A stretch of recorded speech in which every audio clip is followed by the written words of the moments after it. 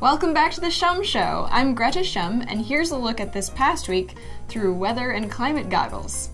Actually, if you were in the Pacific Northwest this week, goggles may have been handy. It's been more than a week of almost constant showers. The Midwest and the East Coast, on the other hand, saw a very interesting pattern of cold, cold, warm, snow, cold, warm, snow. It was a combination of an Arctic blast from the north and a storm that came up from the Gulf of Mexico. So far, it seems like February has had no shortage of weather-related surprises here in the US. But what wasn't surprising, the global average temperature for January. It's almost become a given that every month is going to set a heat record. NOAA released its global numbers for the month of January, and guess what? We're starting the year off with a bang.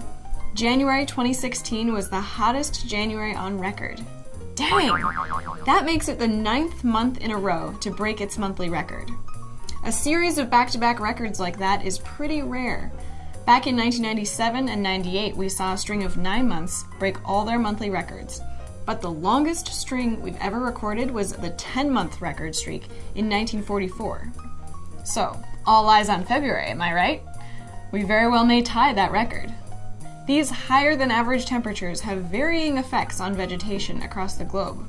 Some areas of the world are more vulnerable to the effects of climate change, like higher temperatures and water loss and cloud cover changes.